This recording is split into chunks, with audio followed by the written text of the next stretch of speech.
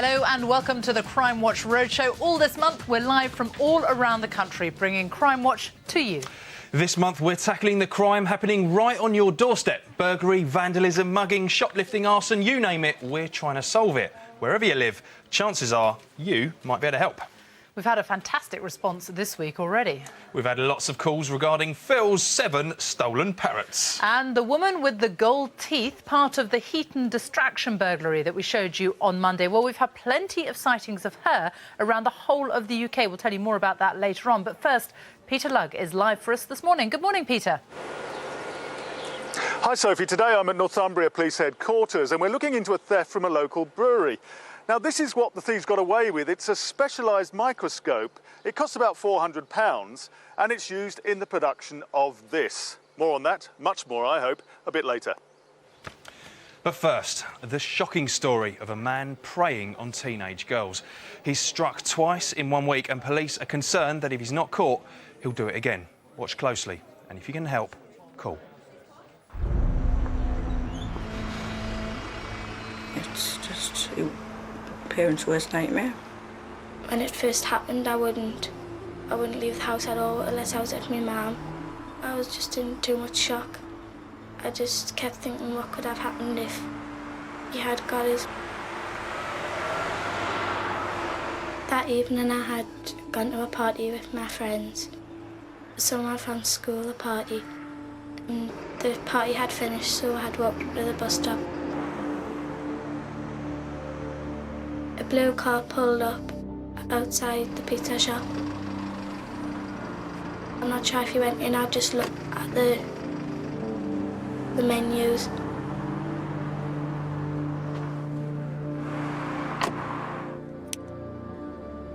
He then asked us if I wanted a lift. Do you want a lift? And I said no. No. And I kind of like looked around and the pizza man was bending over to see what was happening. And then he says, "Get in the car now." Get in the car now. No. And then he drove off and I kind of like moved because I was a bit scared. The girl thought she was safe, but what happened next came out of the blue. I was just standing right against the wall.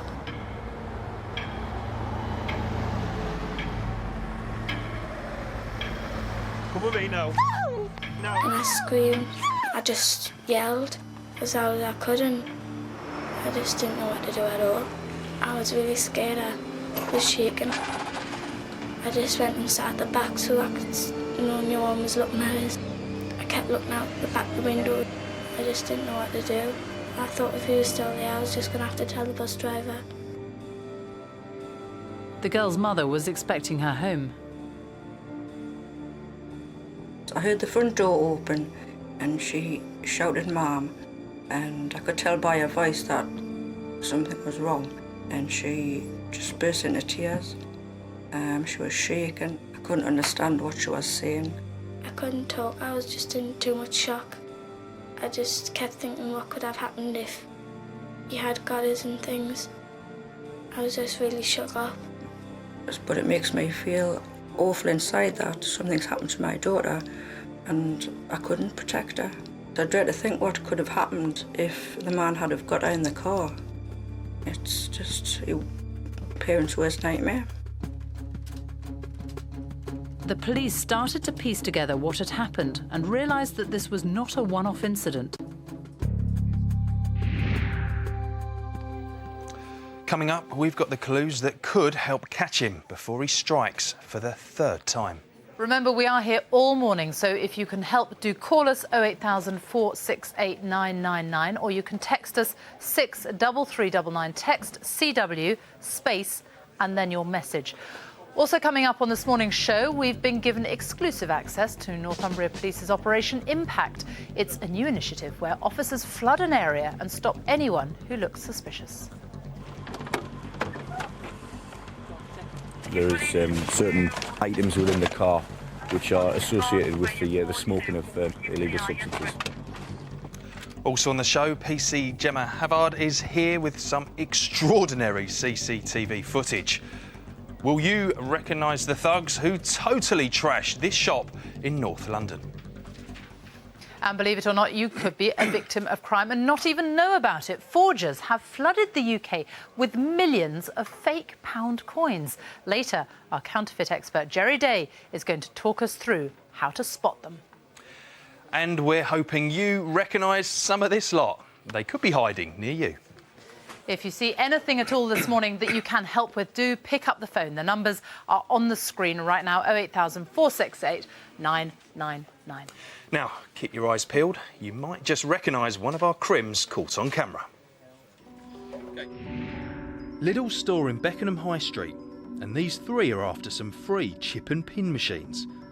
While his mate keeps a lookout for any staff, the first bloke reaches around the till booth and with a bit of a tug, gets what he's come for. Here comes the second bloke, who cuts the lead, making it easier for the lookout to take it away. But they're not finished yet. Bloke number one comes back and lifts another machine. Take a good look at their faces. If you know who they are, give us a ring. We need some names. December, and these men have their eye on an early Christmas prezi at this Comet store in Orpington. This bloke thinks he's Santa. He's brought his own sack and he's determined to fill it. They scour the hi-fi section, make their choice, disconnect the wires and disappear with the booty. It's time these two dance to another tune. Got any names? Give us a call. Police want help to trace these two men in connection with the theft of a 63-year-old woman's purse while she was shopping in the Waterloo Road area of Blyth, Northumberland. She had money, credit and debit cards in her purse, which were later used to buy electrical goods. Let's find them. It's January at the Total Fina petrol station, Seaton Burn, North Tyneside. This guy pumps £80 worth of petrol into his tank and what looks like a container. Nice tracksuit, mate, but does he intend to pay for it? He looks for something on the passenger side. He then takes a look on the driver's side. Still can't find any money, mate. Oh well, see ya. We want to know who he is. Give us a name. Well, if you know anyone, please call. The numbers are on your screen now. Now, I have to say I'm amazed by this next story because did you know that for every £40 coins, one of them is fake? Chances are you've got some of these dodgy coins without even realising it. And it's not just the pound coins, I'm afraid. 10p's, 20p's, 50p's, the lot. So, how do you recognise dodgy money and what do you do about it if you discover you've got some? Here with the answers is coin expert Jerry Day. Jerry, good morning. Good morning. So, how many of these dodgy £1 coins are in circulation? I reckon between 35 and 40 million. Million, really? That That's many? a massive amount. So, how do we spot what's a fake and what's not then? Well, they're not that easy, but there are 4 ways that you can. Well, let's just, can I just show first of all, because this is what I just found amazing. Have a look at these 2 handfuls of coins that I've got there. You pick those up, you've given those in a shop, you get them out of your wallet. Well, I mean, would you know the difference? I'm struggling to remember which is which. This hand here, there you are, those are all fake £1 coins. And those are the real ones. I mean, can you spot the difference? It is so difficult. Straight away to me, Joe, they look exactly the same. So what are these 4 ways of spotting them? Well, the first one is the die axis. The die axis, what's that? If you hold the coin with the Queen's bust facing upwards. Right, there you are. You can see that now. OK, now that's a real one. That's a real one. No. That's a fake one. Yeah. So if I turn the real one... Yeah, the reverse that way, the should line's be the same. there, the picture is the same. Reverse the lines. OK, there's the fake one above it. If I turn that, the lions are on their side. Can you see that? So that's one, when you turn it round, the thing should be exactly the same. It's almost as if you've got 2 halves and twisted them and stuck them together. And that's what a fake one. That won't be fake. If it doesn't align, it's a fake. Right. So that's number 1 thing to look out for. OK, now what else? The second one is the Queen's portrait. Right, there's the real one again. On the genuine one, the features of the Queen against the background are very sharp, very pronounced. And here's Whereas my on fake. the fake, they tend to be weakly struck, and it also seems to melt into the background. Yeah, we can see that there. So the fake one, it's not anywhere near as prominent, as the genuine coin. And it's quite obvious when you look at them. You see, it's quite obvious the difference. OK. OK, and the edges are also important, aren't they? On the edges, the inscription on a genuine one is consistent. It's quite difficult to show, but there you are. There's the edge. I think if you can catch the light there, you can see the inscriptions there, very clear all the way around, aren't they? But if I give you the fake one, they tend to be faint or deep it's cut. there, but but it's inconsistent. disappears. Now, what about a coin that's genuine but has just been worn because it's a bit old? It would still be consistent. So all the way round, it would be the same. worn down. Yeah, and what's the difference between that and a fake one? The fake one is poorly executed, and it's weak to start with, so it'll wear off completely over a period of time. So it's already And the colour's supposed to be a giveaway as well. I have to say, look at these two. That's not quite so easy to define because some colours vary. You wouldn't know, would you? No. Which is fake, which is real. Well, that's real, and this one here is the fake one. Some colours vary. Most of them is to look for they're slightly more gold in colour. Now, someone's recently been convicted of this as well, hasn't That's right. A man called Marcus Glinden was sent to prison 2 years ago for 5 years for making 14 million fake pound coins. What do you do if you think you've got fake coins, though? I mean, it is incredibly difficult to spot, but if you are eagle-eyed, you see you've got one, what do you do? Take them back to the bank and get another one? You take them to the bank, but they won't give you another one. Oh, really? They'll take it from you. So you stand So it's not really worth your while, then, is it? But if you're in a shop and you get handed some change and you're not happy because you spot one of these things, then you're well within your right to give it back. Give it back to them, yes. And they'll have to give you a proper... a correct, So genuine. You know when you go to a parking machine or something and you're putting the coins in or you're getting a ticket and they drop through, is that because they're fake coins and the weight's wrong, therefore, is that why the machine doesn't recognise them? Not always necessary, because I've had this problem with genuine coins going in the slot machine dropping through, but they do tend to get the weight right, so some slot machines do actually accept the fake coins. But some of them would spit out Some of them would, a fake one as well. They would, yes. It depends, because that's all worked by weight.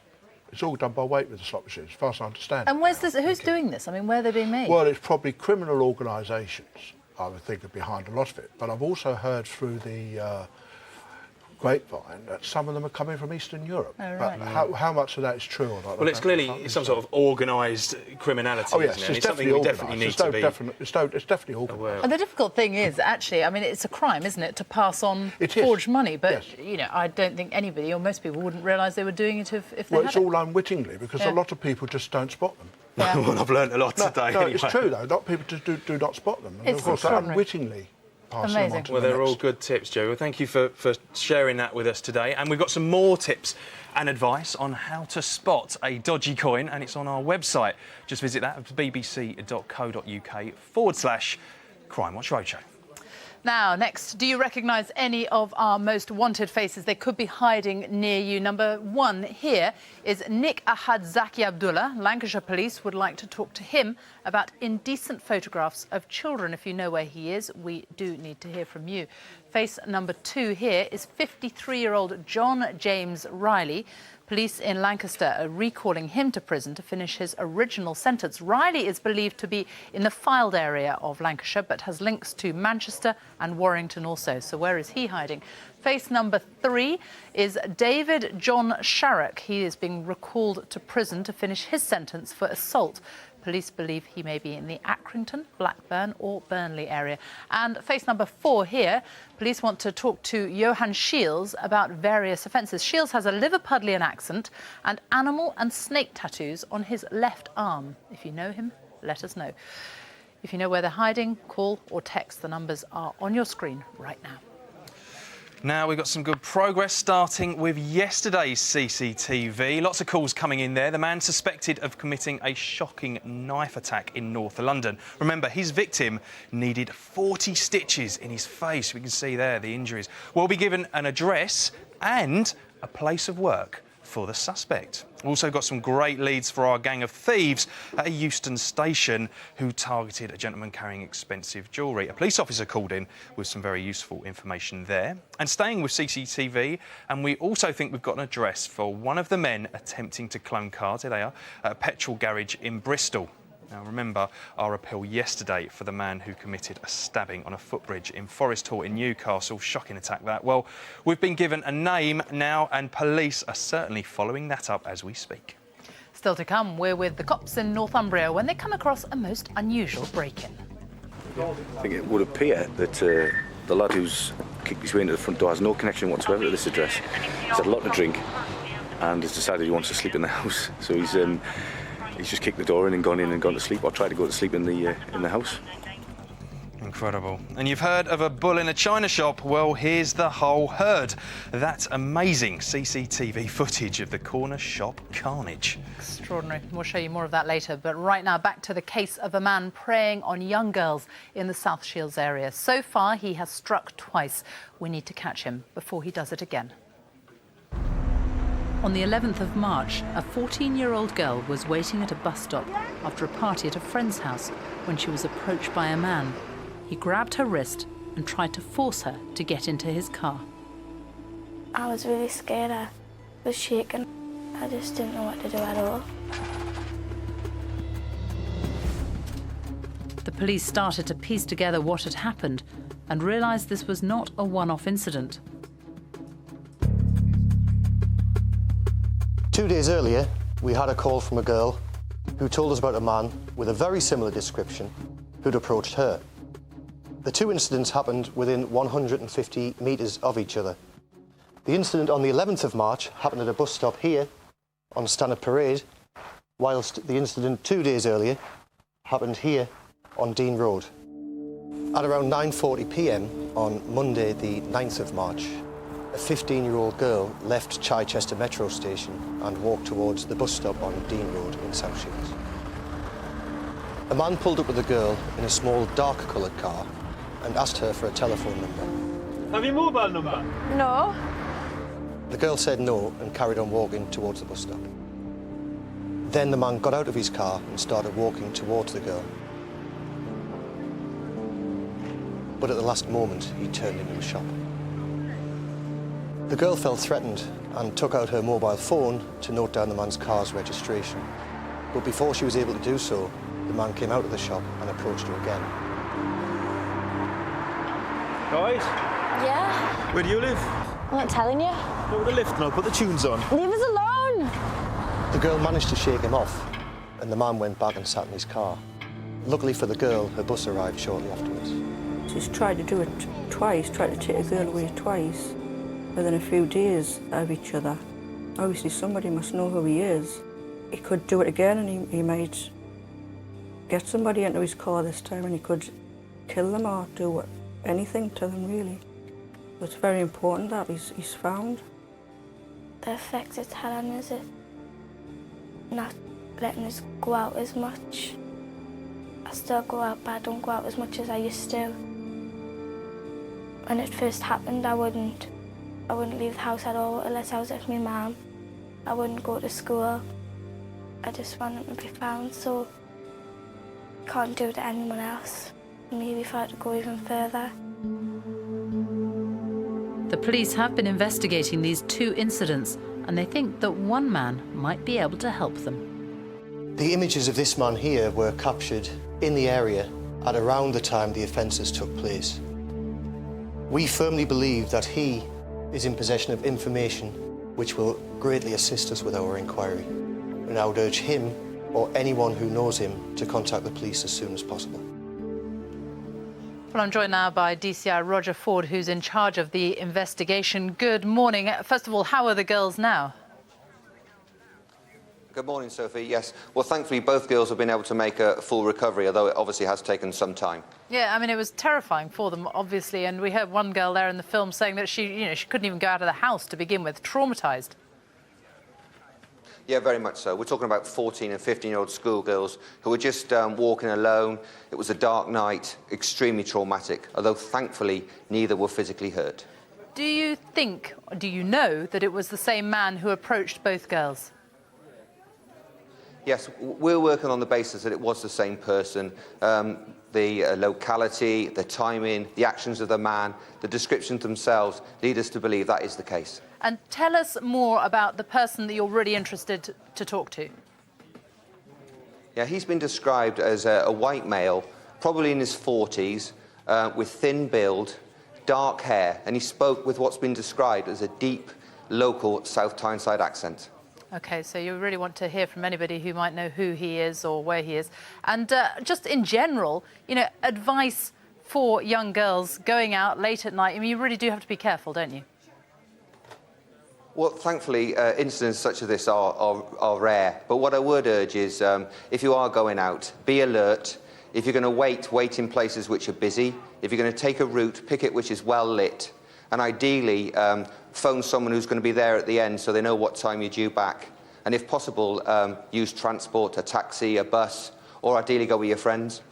OK, well, thank you very much for joining us this morning. And if you do have any information, please do give us a call. The numbers are on the screen now. Or if you would like to remain anonymous, call the independent charity Crime Stoppers. Their number 0800 555 111. Now, take a look at this. More bad guys up to no good. But who are they? We're at Liquid on Green Terrace in Sunderland early February, and police would like to speak to this couple, who they believe could help with their inquiries. Cops were called out following reports that two men had been fighting. On arrival, one man had fled, the other had a broken nose. They also believe the same man had been involved in a dispute outside the Paddywax public house earlier that evening. We don't know who they are, but you just might. Call if you can help. These two thugs have just had a smashing night out. Literally. For no reason, they attack the glass doors of Bridges Shopping Centre in Sunderland. One kicks the door, the other punches them. What is their problem?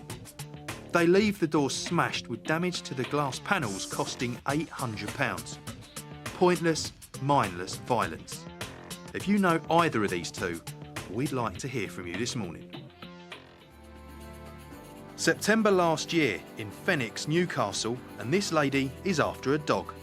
It's not long before she spots her choice of breed, takes it off the shelf and bags it. That porcelain doggy is worth £250 and she takes it for a walk without paying. We need some leads. So please, if you recognise someone, call us 08000 468 999 or you can text us on 63399. Just text CW space and then your message. Don't forget to leave that space or your message won't get through.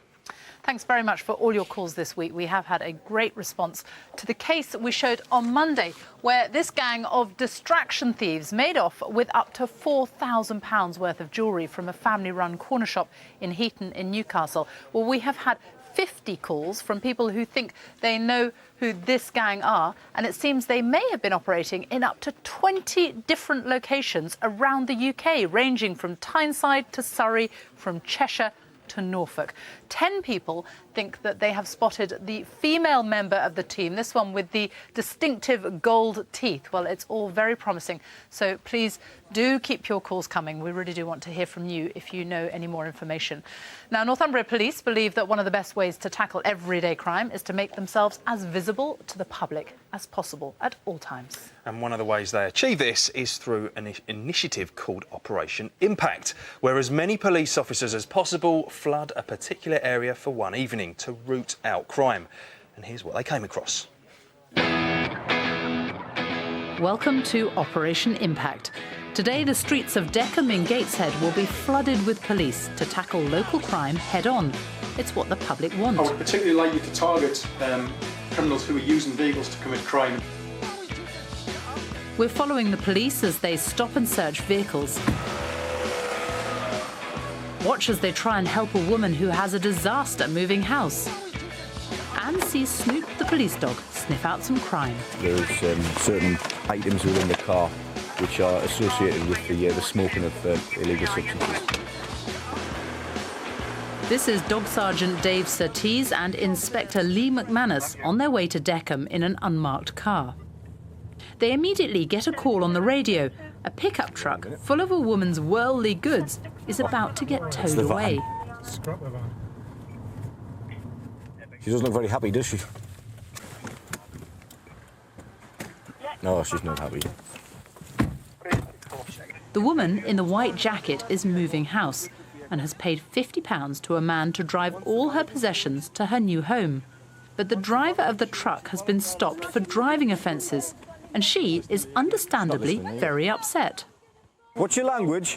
With regards to the actual vehicle, he's done a check on it. It's come back as no insurance and the driver has no driving licence. With no licence, the driver will be questioned and reported, and the vehicle will have to be towed away. As for the furniture on the back, that's a new one on me. I don't know how we'd stand with that. She's obviously not very happy. She said she's got some very young children at the moment who she says are not going to have anywhere to sleep at all tonight. Dave tries to help the woman, as it looks like she could have an empty house for a long time. Find out later if she gets her furniture back. Over on the other side of town, Motor Patrol Sergeant Lynn McKevitt and PC Peter Cushing notice a vehicle that looks a bit worse for wear. They decide to stop it and do some checks. Could you possibly do me a vehicle check, please, and see if it has insurance? Oh, absolutely. How are you going to paint that when it's dropping a bit? New doors. The driver's insurance checks out over the radio, but the van isn't exactly shipshape. Could you just do me a quick vehicle check and tell me when the MOT expired, please? MOT expired 25th of February. The MOT expired on the 25th of February this year. So what we're going to do, rather than prosecute, we'll have an option to give a vehicle defect rectification scheme whereby the driver is allowed 14 days to have the vehicle MOT, get the certificate, and then there'll be no further action taken. We're quite happy with that driver now, and he's allowed on his way. McKevitt and Cushing continue on their patrol. Meanwhile, back at the truck full of the woman's furniture, Dave is trying to help. Has she got anybody who can come up and take it off before the recovery vehicle gets here? Because otherwise it's going to be at the earliest in the morning before she even negotiates getting it back off him. The recovery vehicle has arrived, and with no one to pick up her furniture, it's towed away. The police don't know how long she'll be without it, so they give the garage a call. There is some good news for the woman. The garage has said you can have the stuff back tomorrow morning first thing, as soon as the garage opens. But there's bad news for the driver. He's due in court, and it will cost £150 to retrieve the vehicle.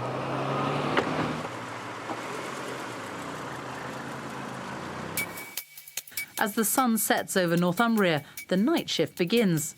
Whilst making routine stops, police have pulled over a car that has a strange whiff about it. The driver is questioned, and the dog section is called. There's certain items within the car which are associated with the smoking of drugs or the taking of illegal substances. So for that reason, we're not taking it to pieces, we're just going to put the dog through it and see if the dog indicates anything.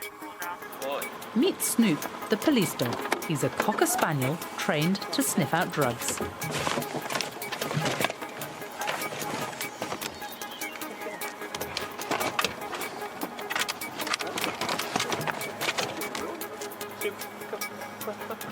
Will Snoop come up with the goods? And find out later about a man who breaks into a house, but it's no burglary. He's had a lot to drink and has decided he wants to sleep in the house. More on that very busy night out later on in the programme. But we've had a really, really busy morning of phone calls. Lots of information from you this morning. One of our wanted faces that we featured 3 weeks ago now, wanted for burglary offences, arrested yesterday in Liverpool as a direct result of our appeal on Crimewatch Roadshow. And also we've had a sighting already this morning of one of the wanted faces that I showed you earlier. But let me show you some more right now, because take a look at these, 5, 6 and 7 here. They are Nicholas Cole, Terry Lowe and Thomas Maloney. All three absconded from North Worcestershire prison earlier this month. It's an open prison, and all three are now on the run. Please do call this morning if you have any information that may lead to them being re-arrested.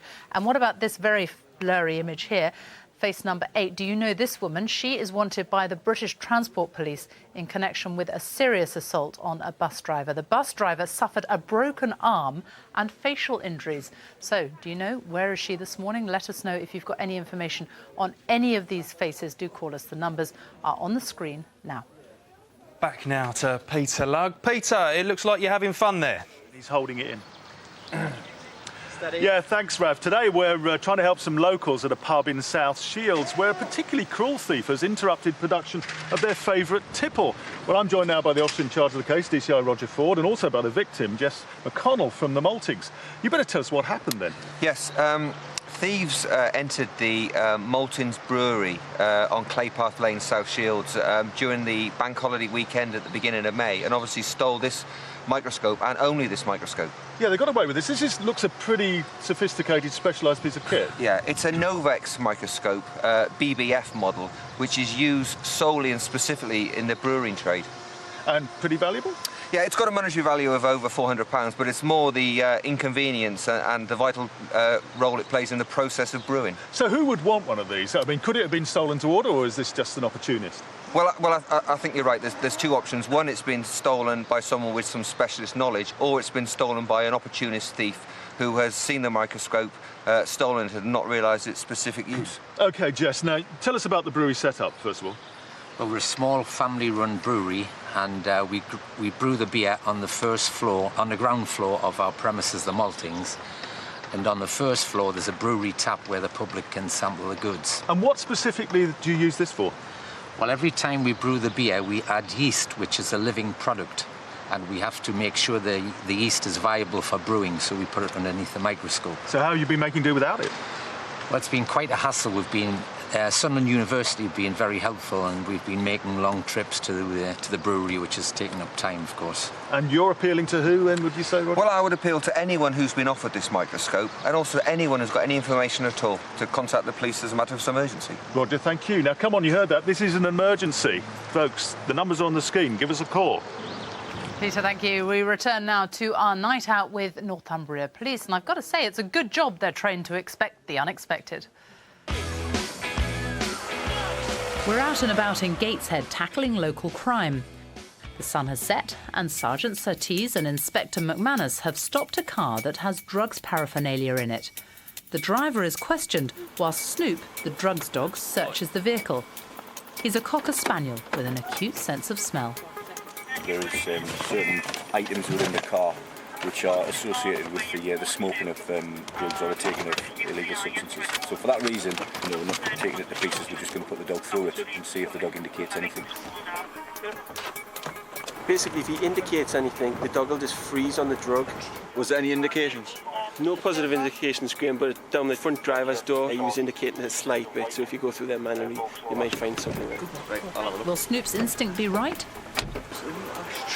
Police searched the car themselves, and bingo, they found what they're looking for. There's cannabis in the ashtray. 2 bits of cannabis, which is put in the bag and then given to the OIC. The man was arrested, admitted the offence, and was given a cannabis warning. The cannabis was confiscated and destroyed. Hopefully, he'll have learnt his lesson. With me being a dog sergeant, it's always nice to see the dogs carrying out searches in the vehicles anyway, and particularly nice to see the dog indicate to the handler that there was something worth looking at. So from my point of view as a dog sergeant, that was a nice bit of police work by the dog handler and the dog. Snoop's night has come to an end, but for our officers, it's all go as they are immediately called to a high-priority break-in of an unusual kind. We'll see what happens later. Meanwhile, Sergeant McKevitt and PC Cushing use their gadgets to crack down on the local complaint of speeding. Hello there, your car, this, isn't it? Yeah, it is. Are you in a hurry? Sorry. You didn't realise you were, did you? No. All right. Your average speed over there was 48.21 miles per hour, which is a 30-mile-an-hour limit where you've just come down. Obviously, that's totally unacceptable. That speed limit at 30 mile an hour is 50 mile an hour and above, and you go to court, where you'll probably get disqualified. All right, so you're not far off it.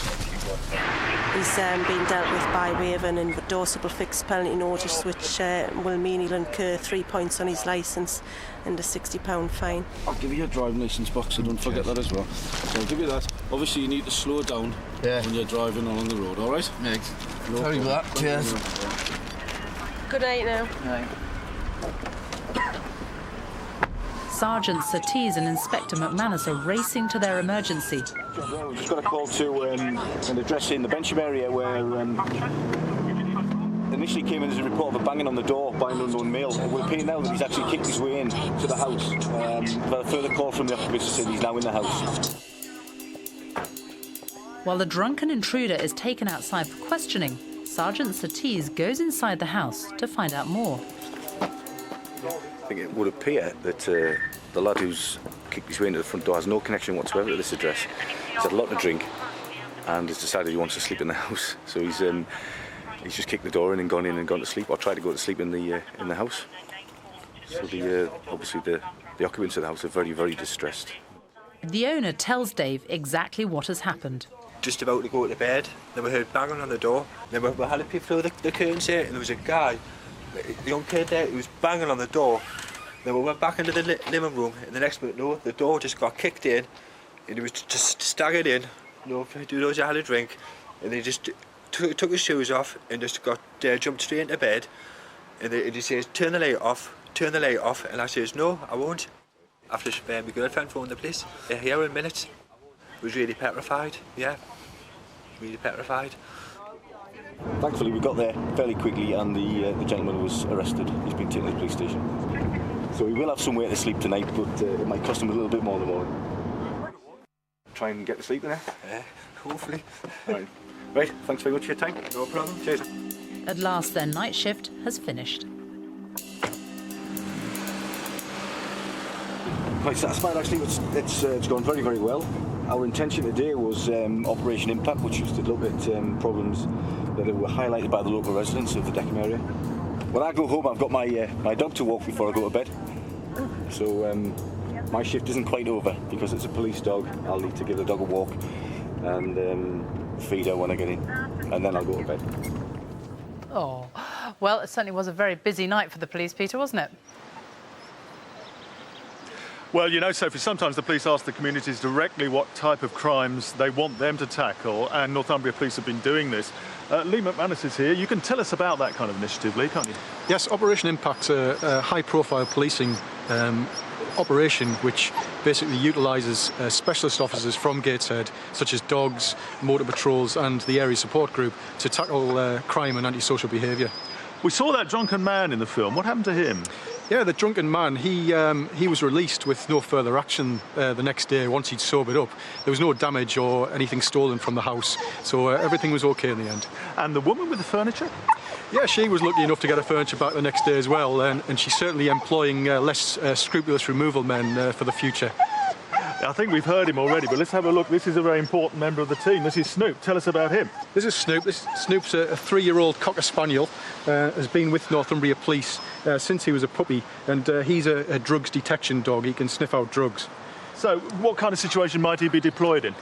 Well, if we suspect that people are carrying drugs, he can be put inside cars, in buildings, and he basically uses his nose to point us in the right direction, and he's an excellent asset to Northumbria Police. So overall, Operation Impact, a success? A fantastic success. History has shown when we utilise Impact, crime is totally suppressed within the area.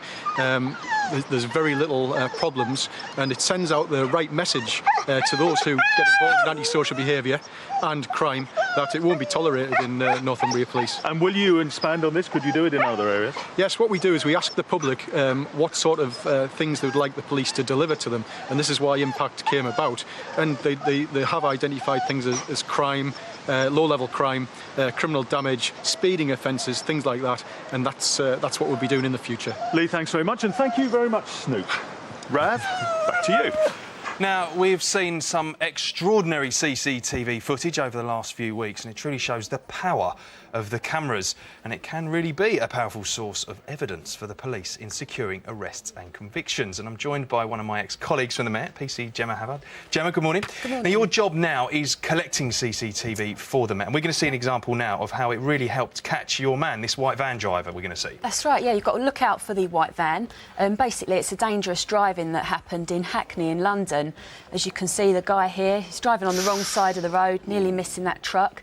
Wrong way down a bus lane as well. Unbeknownst to police, he's actually wanted for burglaries, which is why he's driving away at these high speeds. See, a police officer here is actually going to go and try and stop him. Yeah, the police officer runs up, tries to smash the window. That doesn't stop him. Completely reckless and dangerous. Now, what's happening here? This is my best bit, isn't it? Well, he's eventually stopped by a member of the public driving a JCB digger, of all things. So this big yellow thing's a JCB. He's been pinned in, and the officers can safely get in and arrest him here. We can see him getting carted away. And he got a significant time in custody, didn't he? He did. He received a 5-year custodial sentence. He was banned from driving for 2 years, and he needs to retake his licence as well. Yeah, and he even had his family members in the back of that van, I understand. Wife and children were in the front of the car with him. Really, really dangerous. Yeah. And obviously, down to the power of the cameras, they led to that substantial sentence. Now, there's another one that you're still appealing for help on, and this really is absolute madness what we're going to see now here. This is a violent disorder in a GBH in Islington, a shop in Islington. People were throwing the bottles. There's actually this is one of the victims here. It's worth pointing out that there's red wine on the floor. That is red wine, yes. So, yeah, a fight happened out on the streets. It continued in the shop. This victim actually now shuts the door and barricades the suspects inside. A few members of the public were actually in the shop as well. Bottles are being thrown. You can see here this woman's trying to get out and she's cowering it. Innocent lady caught in all the storm, really. She cowers away in the corner. And the door there getting completely smashed to smithereens, as we can see. I mean, it's all of it captured, absolutely captured on camera here. They continue this for sort of 10, 15 minutes. Unbelievable. And then we've got a bike that's they're trying to get through the door here. Yeah, the door's barricaded by this bike that the victims put up, and also by crates as well. Unbelievable. That blob there is it's something that's actually come from this melee, isn't it? That's right. That's sort of liquid on the screen, blocking the camera's view. Unbelievable. And it's just still going on. I mean, you couldn't ask for the camera to be in a better position, really. No, it's fantastic footage, but now, some people, thankfully, have been caught, haven't they? Yes, we've got 2 guys that have been caught. This is Billy Nolan. He's been sentenced to 3 years in prison. Excellent. Good work. And the second suspect that was caught is Shane Moore, happy chappy. He was sentenced to 1 year and 9 months. And I wonder if he still had that smile when he got sentenced to 1 year and 9 months. Well, you got someone else that you're still looking for a bit of help on, though. Yeah, this guy's still wanted by police. He's wanted for 2 offences. His name's Kieran Taylor, born in Brazil, 21 years of age. And this image does date back from 2007, so he may have changed his looks. So 2 years on, he could have aged a little bit more. But this is Kieran, is it? Kieran Taylor. Well, we still need a bit of help to find Kieran Taylor. Thank you, Gemma. And if you know where he is, please do get on that phone and give us a call. We'd love to find him. CCTV, a very powerful tool to help police catch people, but also your calls are extremely important, and we have had more than 1,000 on Crimewatch Roadshow. Just some of them today. Adam O'Toole, the case we showed you yesterday, the hit and run, really good calls with possible registration numbers for the car involved. 2 names already this morning for the man that police are very interested to talk to in connection with the attempted abduction of those 2 young girls in South Shields. And also someone has suggested a place at a market in London where they think that counterfeit money is being distributed. That, of course, will be passed to the police. But that is it from us for this week. Next week, we're going to be in Hampshire. And I'll be on the hunt for some gun thieves. The guns in question are paintball guns, but here's the officer in the case with a list of what's gone.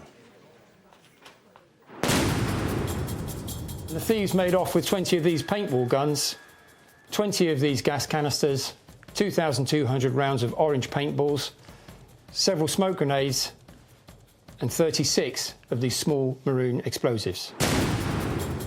Explosive stuff. Indeed. More on that story on Monday's Crimewatch Roadshow. Please do keep your calls coming in. If you've got any information on anything we featured today, please do get in touch. We'll see you Monday, 9:15. Join us then. Goodbye. Bye-bye.